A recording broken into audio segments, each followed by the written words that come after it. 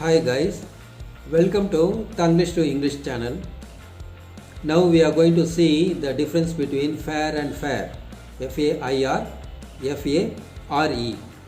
What is the main difference between these two words? Let me explain. Fair pronounce பண்ணும்போது பார்த்தீங்கன்னா ரெண்டும் ஒரே மாதிரி இருக்கு. Fair, fair. F-A-I-R ஒரு fair, இன்னொன்று F-A-R-E. ரெண்டுக்கும் என்ன டிஃப்ரென்ஸ்னு சொல்லி இப்போ பார்க்க போகிறோம். இந்த ஃபேர் பார்த்தோம்னா எஃப்ஏஐஆர் அது வந்து ஒரு அட்வர்பாவோ ஒரு அட்ஜெக்டிவாவோ ஒரு நவுனாவோ கூட பயன்படுத்த முடியும். அந்த எஃப்ஏஐஆர் ஒன்றுக்கு ஒரு எக்ஸாம்பிள் சொல்கிறேன், கவனிங்க. ட்ரேட் ஃபேர்னு சொல்கிறோம். கார்னிவால் ஒரு பெரிய ஃபெஸ்டிவல் நடக்குது, பொங்கல் ஹாலிடேஸில் அல்லது நியூ இயர் டைமில் கவர்மெண்ட் ஆர்கனைஸ் பண்ணுறாங்க அல்லது ப்ரைவேட்டாக வந்து இப்போ சென்னையில் பார்த்திங்கன்னா ஐலண்ட் கிரவுண்டில் இந்த மாதிரி ட்ரேட் ஃபேர் நடத்துகிறாங்க இல்லையா. ஒரு கர்னிவால்னு சொல்கிறோம். நிறைய ஸ்டால்ஸ்லாம் உள்ளே இருக்குது. Private government stalls, government department stalls இதெல்லாம் இருக்கக்கூடியது. ஒரு பெரிய ஃபெஸ்டிவல் மாதிரி நடக்குது. சில்ட்ரனுக்கு வந்து நிறையா அங்கே என்டர்டெயின்மெண்ட் இருக்குது. இதெல்லாம் தான் நம்ம வந்து ஃபேர்னு சொல்கிறோம். இது வந்து ஸ்பெல்லிங் என்ன வரும்னு கேட்டிங்கன்னா எஃப்ஏஐஆர் தான் வரும். இதை வந்து ட்ரேட் ஃபேர்னு சொல்லுவாங்க. ட்ரேட்னால் வியாபார சம்மந்தமாக இருக்குது. அப்போ ப்ரமோட் பண்ணுறதுக்காக கூட நிறையா வந்து ஆண்டர்பிரனர்ஸ் தொழில் முனைவோர்லாம் கூட அங்கே ஸ்டால் போட்டு அவங்களோட ப்ராடக்டை வந்து இன்ட்ரோடியூஸ் பண்ணுவாங்க. அந்த மாதிரிலாம் கூட உண்டு. அதனால் இது ட்ரேட் ஃபேர்னு சொல்கிறோம், எஃப்ஏஐஆர். அட்வர்புக்கு ஒரு எக்ஸாம்பிள் சொல்கிறேன் பாருங்கள். இப்போ வந்து குற்றம் சாட்டப்பட்டவர்கள் இருக்காங்க, அக்யூஸ்டுன்னு சொல்கிறோம். குற்றம் சாட்டப்பட்டவர்கள் இன்னும் கோர்ட்டில் போய் நிரூபணம் ஆகலை, அவங்கள தான் குற்றம் சாட்டப்பட்டவர்கள்னு சொல்கிறோம், அக்யூஸ்டுன்னு சொல்கிறோம்.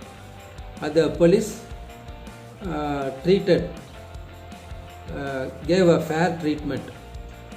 The police gave a fair treatment to the thieves ன்னு சொல்ல முடியாது. நம்ம அந்த இடத்துல என்ன சொல்கிறோம், நம்ம அக்யூஸ்டுன்னு சொல்கிறோம். So the accused were treated by the police in a fair manner.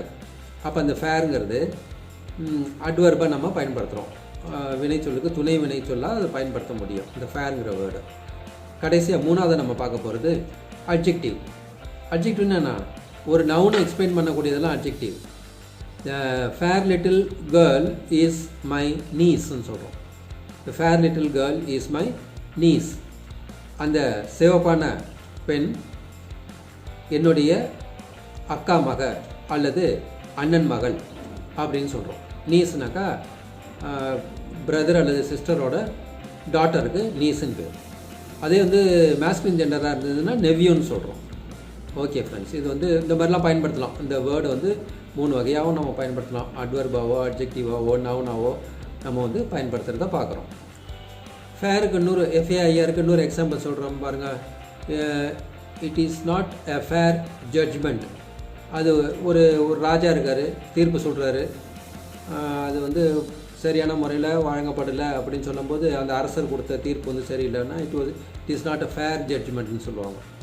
சரியான ஒரு தீர்ப்பாக அமையவில்லை அப்படின்னு கூட. அந்த fair very good, very nice அந்த மாதிரி மீனிங்லாம் கூட வரும் ஃபேருக்கு. அதாவது ஜஸ்ட் நேர்மையான, அன்பயஸ்டு, பயஸ் இல்லாத ஒரு ஜட்ஜ்மெண்ட், இதெல்லாம் வந்து ஃபேர்னு சொல்லலாம், ஃபேர் ஜட்ஜ்மெண்ட்டுன்னு சொல்லலாம். ஓகே, இப்போ இந்த ஃபேர் எஃப்ஏஐஆருக்கு ஆப்போசிட் வந்து அன்ஃபேர்னு கூட சொல்லலாம்.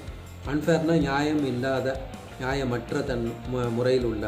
It is very unfair to do திஸ்னாக்கா இது செய்கிறது நியாயமே இல்லைப்பான்னு அர்த்தம். அப்போ இது வரைக்கும் நம்ம பார்த்தது எல்லாம் எக்ஸாம்பிள்ஸ் நான் கொடுத்தது பூரா எஃப்ஏஐஆருக்கு கொடுத்துட்டு வந்தோம் இல்லையா. பல இடங்களில் நம்ம பயன்படுத்துகிறத பார்த்தோம். அதே மாதிரி இந்த கர்னிவல் ஃபெஸ்டிவலுக்கெலாம் கூட ஃபேர் பயன்படுத்துகிறத நம்ம பார்த்தோம். அங்கே வந்து ஒரு ட்ரேடு காமர்ஸ் இருக்கக்கூடிய இடங்களை கூட ஃபேர்னு நம்ம சொல்லலாம். அந்த இடத்த கூட நம்ம ட்ரேட் ஃபேர்னு சொல்லலாம் அப்படின்லாம் பார்த்தோம். அங்கே வந்து பையிங் அண்ட் செல்லிங் இருக்கும், வாங்கிறது விற்பனை செய்கிறது, உற்பத்தியாளர்களும் நுகர்வோரும் சந்திக்கிற இடம். இதெல்லாம் கூட நம்ம ஃபேர்னு எஃப்ஏஐஆர் பயன்படுத்தி அந்த இடத்த குறிக்கிறதுக்கு சொல்லலாம். இப்போ நெக்ஸ்ட்டு செகண்ட் ஹாஃப் நம்ம போக போகிறோம். இப்போ என்ன பார்க்க போகிறோம்னா எஃப்ஏஆர்இனா என்னன்னு சொல்லி பார்க்க போகிறோம். ஃபஸ்ட்டு எஃப்ஏஆர்இ போட்டிங்கன்னா அதுக்கும் 2-3 மீனிங்ஸ் இருக்குது. கட்டணம்னு சொல்கிறோம் இல்லையா, ரயில் கட்டணம், பஸ்ஸு கட்டணம், பொருளை ஏற்றி செல்றதுக்கு உள்ள கட்டணம்.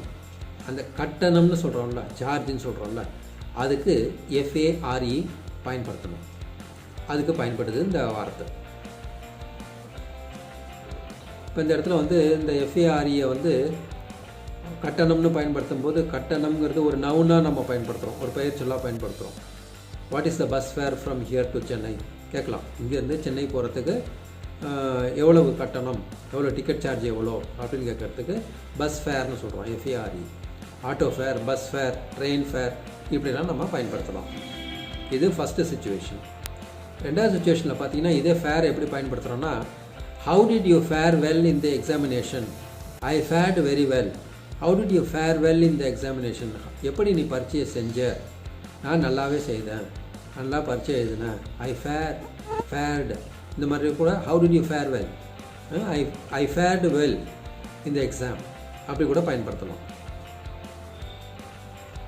அதாவது to perform in a specific way, ஒரு நல்ல முறையில் பெர்ஃபார்மன்ஸ் கொடுக்கறது வந்து ஃபேர் பண்ணுறது அப்படின்னு சொல்லுவோம். ஐ ஃபேர்டு வெல் அப்படின்னு சொல்லலாம். ஒரு காம்படிட்டிவ் எக்ஸாமில் ஐ ஃபேர்டு வெல் இந்த எக்ஸாமினேஷன் அப்படின்லாம் பயன்படுத்தலாம். Perform in a specific way to சக்சீடுங்கிறது ஃபேர் அப்படிங்கிறத பார்க்குறோம். How did you fare well அப்படிங்கிற மீனிங்லாம் வந்து அந்த கான்டெக்ஸ்டில் வந்துக்கிட்டு இருக்குது.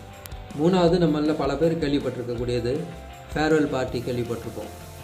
ஒரு பப்ளிக் எக்ஸாம் போகிறதுக்கு முன்னாடி அல்லது ஒரு ஹையர் செகண்டரி முடிச்சுட்டு லாஸ்ட் ஒர்க்கிங் டேல அப்போ அல்லது ஒரு வாரத்துக்கு முன்னாடி ஸ்டடி ஹாலிடேஸ் ஆரம்பிக்கிறதுக்கு முன்னாடி என்ன வைக்கிறாங்க, ஃபேர்வெல் பார்ட்டின்னு வைப்பாங்க. ஃபேர்வெல்னா bidding, goodbye, saying goodbye. பிட்டிங்னா வேறு ஒன்றும் இல்லை, டெல்லிங், கன்வேயிங், குட் பை. அதை வந்து ஃபேர்வெல்னு சொல்கிறோம். ஃபேர்வெல்னால் பை பை சொல்கிறதுக்கு முன்னாடி உள்ளது ஃபேர்வெல் பார்ட்டின்னு சொல்கிறோம். அதாவது குட் பைன்னு சொல்கிறது. இதுக்கு இன்னொரு வேர்டு இங்கிலீஷில் இருக்குது ஃபேர்வெல்லுக்கு, அடியூன்ற ஒரு வேர்டு கூட இருக்குது. பிட் அடியூனாக்கா பிட் ஃபேர்வெல் அப்படிங்கிற மீனிங் இருக்குது. அடியூனாலும் அதே தான், குட் பை சொல்கிறதுக்கு வந்து அடியூ அப்படின்ற ஒரு வேர்டும் இருக்குது. அதுக்கு ஈக்குவலண்ட்டான வேர்டு தான் அது, சினோனிம் தான்.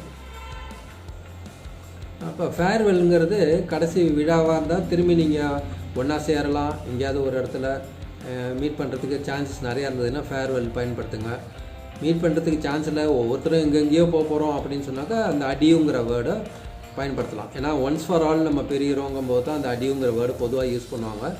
ஆனால் இப்போ வந்து ஸ்கூல்ஸ்லாம் நான் 2-3 இடத்துல பார்த்துருக்குறேன், அடியுன்னே பின்னாடி பேனர் வச்சு அந்த லாஸ்ட் ஒர்க்கிங் டே அப்போ செய்கிறாங்க, அந்த மாதிரிலாம் செய்கிறாங்க. அடியுன்னு கூட பயன்படுத்துகிறாங்க ஃபேர்வெலுக்கு பதிலாக. 2 சப்ஸ்டியூட்டாகவே கூட இப்போ மீனிங் எடுத்துருக்கு.